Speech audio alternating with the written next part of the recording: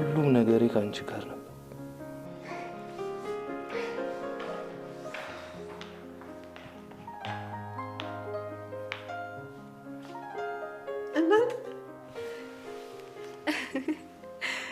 ታርቀናል። መሞት የለባትም ማለት ነው። በጣም የሚያሳዝነው መርዝ ተመርዛለች ማለት ነው። ሰላም ሰላም፣ ጤና ይስጥልኝ ውድና የተከበራችሁ የቻናሌ ቤተሰቦች እንዴት ሰነበታችሁ? ሰላማችሁ ይብዛል። እንግዲህ እንደዚህ እንደምታዩት ዳግም በእናቱ የመጣበት እንደማይደራደር እያሳየ ነው። መርዝ እየመረዛት ነው ማለት ነው። እንግዲህ ደግሞ ያፌት እያጫወተው የነበረው እንግዲህ አላበደም። መድኃኒቶቹን ደግሞ በሙሉ ቁምሳጥን ውስጥ እየከተተ ነበረ። ወስጃለሁ እያለ አፍ ውስጥ ይከትና ይተፋና መልሶ ኪሱ ይከትና ልክ እነሱ ከክላሱ ሲወጡለት ቁምሳጥን ውስጥ እያስቀመጠ ተገኝቷል ማለት ነው መድኃኒቶቹ በሙሉ። አሁን ጋር እዚህ ጋር ደግሞ እንግዲህ እንደምታዩት ስፖርት ይሰራል። ሁሉን ነገር እያደረገ እንቅስቃሴ እያደረገ እንደውም ወጣና ስንት ሰው እንዳለ ውጭ ላይ እንዳሉት ያሉትን የሰው ብዛት አይቶ ተመራምሮ መጣ ማለት ነው። ተመልሶ አስገብተውታል። አሁን ላይ እነዚህ 5 ሰዎች እኔ ያፌት አያቅተኝም እንደምንም ብዬ እንድወጣ ውጭ ላይ ያሉትን የሰዎቹን መጠን እንዳይ አድርጎኛል ብሎ ራሱን እያመሰገነ ነውና ውድና የተከበራችሁ የቻናሌ ቤተሰቦች እንግዲህ በምዕራፍ 2 ላይ ሐረግ ድራማ እንሆ ቀጥሏል ማለት ነው። እና እንዴት አገኛችሁት? ያፌት ይውጣ አይውጣ የምትሉ አላችሁ። እኔ እውነት ለመናገር ያፌት አሁን ላይ በጣም ደግሞ ከእስከ ዛሬውም በላይ ኃይለኛ እንዲሆን ያደረጉት በጣም ስለተፈታተኑት እንግዲህ እንደሚወጣን ያሳየን። ቁልፉን ተቀብሏል። እንግዲህ ይመልሱትም አይመልሱትም አያውቅም። በኤፍራታ ማለት ነው እንደ ቤት ሐውልት አቤት ነው ማስቀምጣት ብሎ ዝቷል ማለት ነው። እና ሁሉንም ነገር በዛቻ በጉልበቱ እንደሚወስደው ድጋሚ የወሰደውን ንብረትም ያስወሰደውን እንደሚመልስ ናታን እየዘተበት ነበረ። በነገራችን ላይ በመመለሷ ጸቧ ተቀይሯል። አንዳንድ ጊዜ ላይ የሽኝት ይባላል። እንግዲህ ዝጋ ጸቧ ተመልሷል። በዛ ላይ ደግሞ በጉጉት የሚጠብቃት ወንድሟ ያፌት ማለት ነው ከታሰረበት ከታገተበት አምልጧል ማለት ነው። እሷ ሞቷል ብላ ነው የምታስበው እና ወንድሜም ፍቅረኛ የሚሞቱት በአንቺ ምክንያት ነው እያለች ነበር ኤፍራታን በጣም የምጠላት ምክንያት ማለት ነው። የማላቀውን ወንድሜን አስገደልሽው፣ ወንድማማቾቹን ያጋደልሽው እያለች ስጸጽታት ስትናገራት ነበረ። አንዳንድ ቃል ምን አለ ለሚያልፍ ቀን የማያልፍ ቃላት አትናገር ይባላልና ያ ቀን ሊያልፍ ይችላል፣ ግን ያ ንግግር ግን መቼም ቢሆን አያልፍምና አንዳንዴ ቆም ብለን ስናስብ ትናንትና የተናገርነውን እስከ መቼም የማይረሳ ቃል ባናደርገው። አሁን ሐረግ ድራማ ላይ በጽና በኤፍራታ መካከል ያለው እሱ ወንድም ስለሆነም ሊሆን ይችላል። ምክንያቱም በወንድሙ ማንኛውም ወንድም አይጨክንም፣ በእህቶቹ ማለት ነው። እህት በወንድሟ ልጨክን ትችላለች፣ ወንድም ግን መቼም ቢሆን መከታ ነው። በእህቱ ሲመጡበት አይወድም። ግን ዝጋ ያደረገችው ጥፋትም ቢሆን በእናትም በአባትም እናቱም የለች፣ አባት የለው፣ እህት የለው፣ ወንድም የለው። እሷ ናት በቃ እንዳለችኝ የምላት ከፈጣሪ በታች የተሰጠኝ ስጦቴ አንቺ ነሽ። እንዴት በአንቺ ጨክናለሁ? ፊቴን ባዞርብሽ ልቤ፣ እስትንፋሴ፣ ሁሉ ነገሬ ከአንቺ ጋር ነበረ። በእርግጥ አላናደርሽኝም አልልሽም፣ አናደሽኛል እያለ ፍቅራቸው እንጂ ጸባቸው አይሻም ማለት ነው። በጣም ደስ ይላል። በነገራችን ላይ ባትሞት፣ ምክንያቱም ቢኒን ሳታገኘው እንዳትሞት፣ ቢኒ በህይወት እንዳለ ማወቅ አለባት ማለት ነው።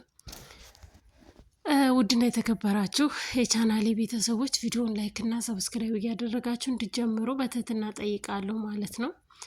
በሐረግ ድራማ ላይ ማለት ነው በሐረግ ድራማ ላይ ምን ተማራችሁ? እስኪ በኮሜንት አሳውቁኝ ማለት ነው። በሐረግ ድራማ ላይ የተማራችሁትንና ይሄ ነገር ባይደረግ የምትሉት ካለ ሀሳባችሁን ግልጽ አድርጉልን፣ ሼር አድርጉልን ማለት ነው። እንግዲህ ናታንና ፄ ተቃቅፈው ሲያዋቸው እናትና ልጅ ኤፍራታና ገኒ ማለት ነው በጣም ደንግተው እናንተ እያሉ ማለት ነው ተገርመዋል ማለት ነው። እና ፄ ደግሞ ታርቀናል አለች። ታርቀናል ጽዬ በጣም ደስ ብሎናል ስለተመለሽ። እንግዲህ መርዙን ሳጠጭ የሚደርስልሽ ማን ነው አናቅም። እንግዲህ መድኃኒቷን አፏ ውስጥ ከተዋለች። ያንን ውሃ ልጠጣው ነው። ውሃው ደግሞ ተመርዟል ማለት ነው። እንግዲህ እሷ ከተመረዘች እሷ ከሞተች ደግሞ ከዚህ ቤት ውስጥ እንግዲህ እናትና ልጅ ናቸው ገዳይ ተብለው የሚያዙት። ኤፍራታ ደግሞ ከናታን ትለያለች ማለት ነው። በዚህ አጋጣሚ በጣም ከባድ ነው። እንግዲህ ባትሞት ደስ ይለናል፣ ናታን ባያደርገው ማለት ነው። አቤል ዳጊ ይቅርታ፣ ዳጊ እንግዲህ መርዞታል ውሃው ማለት ነው። በምንም ምክንያት ሊያስጥላት አይችልም።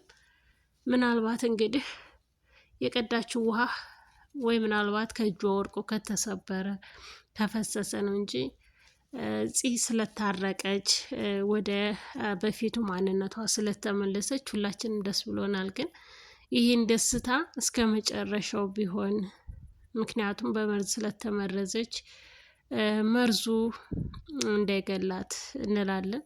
እንግዲህ ገኒ ተኝታለች ብላል ቀሰቅሳት እየወጣች ነው። መኝታዋ ላይ አታገኛትም። ምናልባት ሽንት ቤት አንኳኩታ ከገባች ማለት ነው። ሽንት ቤት አንኳኩታ ከገባች ደግሞ ታገኛታለች ማለት ነው። እንግዲህ ወይ ይዘዋት ወደ ሐኪም ቤት እንደሚመለሱ ተስፋ እናደርጋለን። በወይዘሮ ገነት ላይ የተደረገው የጋዝ ጭስ ማለት ነው ወይዘሮ ሉሊት ናት። ሉሊት ወይም አልማዝ ማለት ነው። እሷ ለምን እየተከታተለች በር ድረስ ድብድብ እያጫወተች እየመጣች የምታደርጋቸውን ትሮች ስላሉ ፂ ብታደርገውም ይህን ነገር በገኒ ላይ አታደርገውም፣ አትጨክንም ማለት ነው።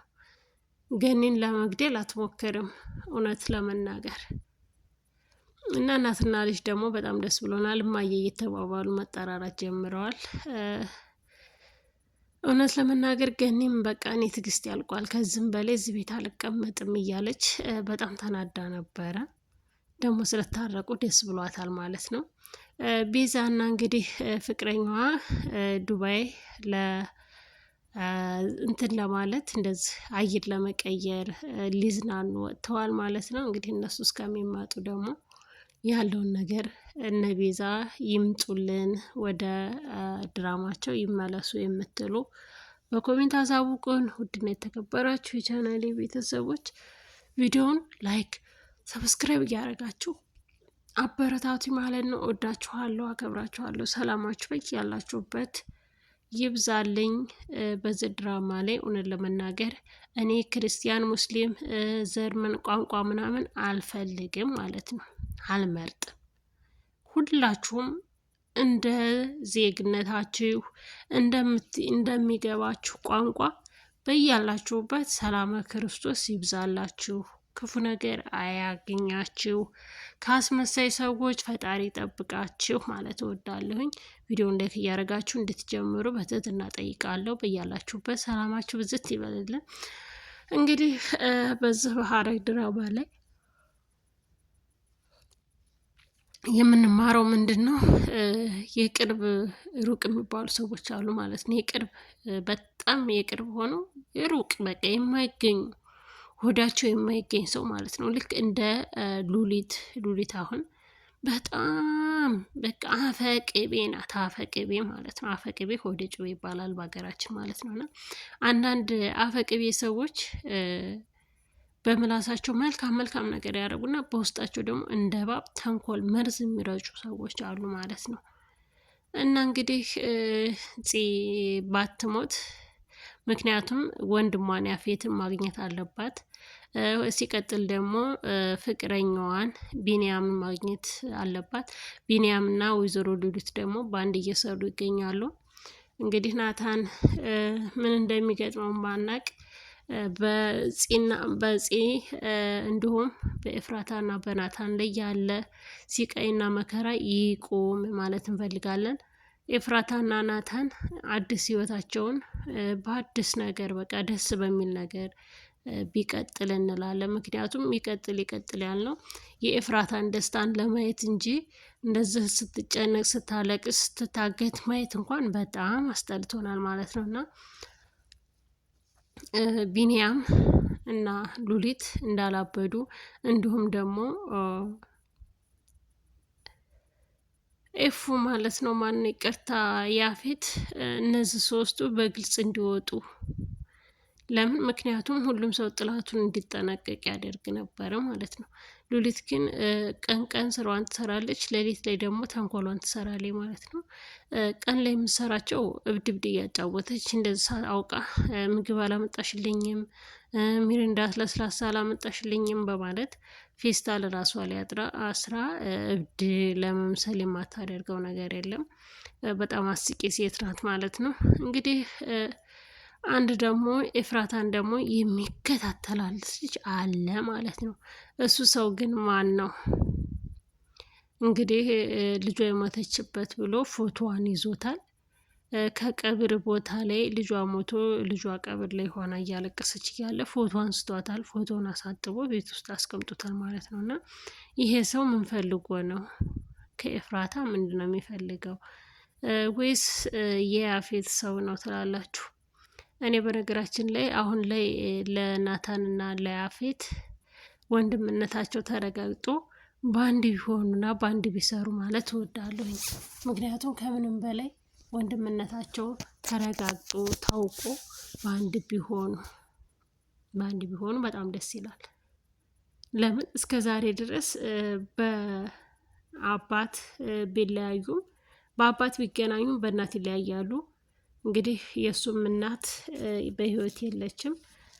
ከመንገድ ዳር ተጥሎ የተነሳ የአቤል እናት ያሳደገችው እንደሆነ ሁላችንም እናውቃለን ማለት ነው። እውነት ለመናገር ደግሞ ያለ አባትና ያለ እናት ልጅ ማደግ በጣም ከባድ ነው። በጭንቅላታቸው ውስጥ በጣም ተጽዕኖ የሚያሳድር አሉታዊ ሀሳብ አለባቸው ማለት ነው እና አንዳንድ ጊዜ ላይ ባልና ሚስት ከተጋቡ በኋላ ከወለዱ በኋላ የሚፋቱ ሰዎች አሉ ማለት ነው። ልክ እንደነ ያፌት ያደገበትን መንገድ እንግዲህ አስባችሁታል። ያፌት አሁን አንተ አባዬ ብለህ አድርገሃል፣ እኔ ግን አባቴን ሳላቀው እናቴን ትቷት ሄዶ እናቴ ጎዳና እንድጥለኝ ያደረገችው በዛ ምክንያት ነው እያለ ነው አሁን ያፌትን እያጠቀው። ያፌት ናታንን እያጠቀው የነበረው ናታን ግን ደግሞ አስተዳደጉ በአባቱ እንደ ጫማ ተረግጦ ጨለማ ውስጥ ታስሮ ያደገ ልጅ ነው እና በጣም ያሳዝናል ማለት ነው። እንግዲህ እንደምታውቁት ደግሞ ዳግም ደግሞ በእናቱ የመጣበትን አይደራደርም። ማንም ሰው በእናቱ ሲመጡበት እንደማይወድ ሁሉ በእናቱ ላይ የመጣችውን መስለው ነው። እሱ በነገራችን ላይ አያውቅም፣ ግን አሁንም ጊዜ ያለው ሄዶ ቢያስጥላት መርዙን እንዳጠጣው ቢያደርግ ማለት ፈልጋለሁኝ። ለምን ሊበርዛት እንደተደረገ መርዙ እንደተደረገ ያውቃል። እንደ አሁንም አልወጣም እንዴ አልቀሰቅሳትም፣ አሁን እንዴት አድርጌ ላይ ፎቅ እወጣለሁ እያለ እየተጨነቀ ነበረ። እንግዲህ መርዙ ማን ያስጥላታል ትላላችሁ? እንግዲህ ወይዘሮ ገነት ትደርስላታለች የሚል ሀሳብ አለኝ። እንግዲህ ሁላችሁም ሀሳባችሁን ግልጽ አድርጉ። ውድና የተከበራችሁ የሁሉ ነገር ዩቲዩብ ቻናል ተከታታዮች በያላችሁበት ሰላማችሁ ይብዛልኝ። ቪዲዮውን ላይክ እና ሰብስክራይብ እያደረጋችሁ ወደ ቀጣዩ እንሄዳለን። መልካም ቆይታ። ወዳችኋለሁ፣ አከብራችኋለሁ። ሰላማችሁ በክርስቶስ ይብዛልኝ።